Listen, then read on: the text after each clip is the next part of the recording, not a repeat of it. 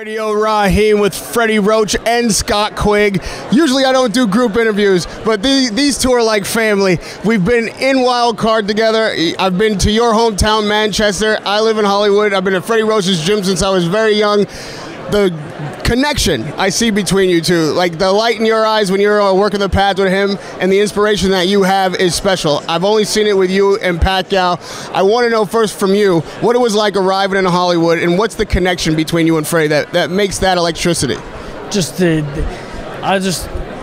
The first time I went over was in 2009, and I've loved it ever since. And we built a relationship over since that time, and then it's just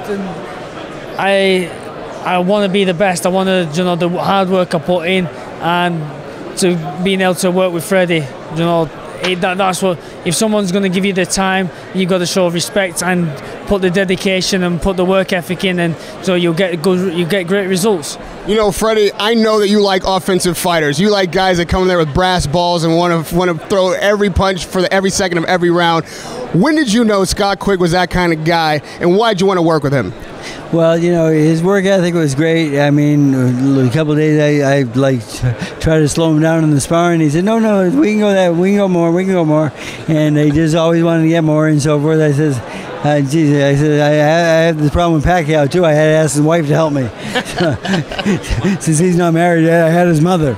And his mother was a big part of our camp also, and she's there every day also. But she won't watch the sparring. She goes outside. But yeah, that's a good mom though. And I've met you and your mom walking around in Hollywood just randomly. When you see what Freddie's done with Pacquiao, how he's trained so many world champions, where do you want to be on that level? Like what are your goals and still left in the sport? What is it that you feel like you have to attain and can do with him that you weren't able to do with anyone else? I want to become world champion again, and I think there's a lot. Well, I know there's a lot of improvements Freddie can make. The improvements that we've made over just this one camp. I'm feeling the benefits, and just working with him. What I want to be one of those elite fighters, and you've got to put the effort in. You've got to train with the best. You've got to be coached by the best, and that's what I'm out to do. I want to be the best I can possibly be. Have you had an opportunity to meet anybody else in his camp while you've been there? Have any like Cotto or anybody popped in while you've been there? They've not been in camp while I've been around, so I'm sure in the future we'll all cross paths and I'll be able to watch and learn some and pick up some more stuff from the great fighters that he also trains. I know your camp likes to sharpen each other, and when there's no rivalry there anyway. When is Cotto going to be back at Wild Card? What do you guys got on the docket? Cotto will be back Monday, and we started camp with Cotto, and then I might have to go to the Philippines in a week and train with Manny, and Marvin will take over with Cotto. It's going to be a little bit of chaos in these two camps. The fights are like 5 days apart, and I'm going to give Marvin his first big test. He's going to be on his own with Cotto, it looks like, because I'm going to have to be with Pacquiao, and that's the bad part about having so many good fighters. We can't be two places at once. But the thing is, my assistant is very good, and he's ready for that move.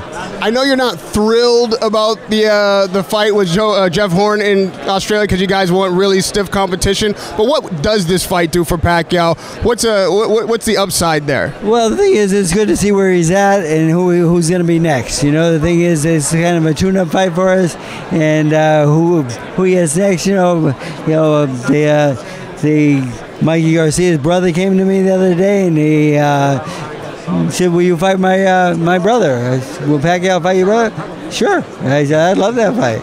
And so I don't make the final decision, but it's possible future fights and stuff like that. So that's what we're looking for, is maybe a tune-up fight right now, and then a new bigger fight and bigger and better things. What weight does Pacquiao want to fight at? We'll fight at 40 to 47. I mean, it doesn't matter. We can make 40 pretty easily, but the thing is, there's a lot of catch weights in there in between.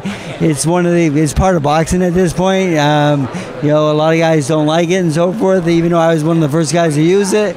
But I will do anything to stick up for my fighter, and I'll do what's best for him. So we'll come in, we'll negotiate a fair weight for who the opponent is. I saw you laying on that hospital bed with your jaw wired and a smile on your face. I see your nose is a little crooked now. You're not getting out of this fight game until you've done what you've come to do. I know Carl Frampton's still got to be in the back of your mind. You must want to right that situation. Is there a chance that you get that rematch soon, and how will it be different with Freddie Roach in your corner? Obviously that's a fight we'll always want. Having Freddie in the corner as well, going into that fight, that just gives me even a more of an advantage, I believe. But like I say, he don't want to play ball at the minute, so we're just going to concentrate on doing what we need to do, keep winning, become world champion, and then when I become world champion, then he'll want to play ball. You know, it's interesting. Everybody's talking about Lomachenko. I'm just curious, where do you rate him? Where do you think he is? Are you as impressed by him as everyone else? Yeah, I think he's absolutely an incredible fighter. I think he's footwork, the way he moves around the ring, his angles, he can do it all. He's a fighter that I admire a lot, and I think he's pound for pound one of the best. All right, lastly, I'm going to do a little lightning round. There's like 3 fights coming up, and then we're going to be done here. I already know what you think for one of them, but we're just going to, at the same time, tell me who you guys think is going to win. Chavez, Canelo. Chavez. Canelo. Ward. Trying to stay loyal then, Fred. Ward, Kovalev, 2. Ward. Kovalev. This is brilliant. Joshua, Klitschko. Joshua.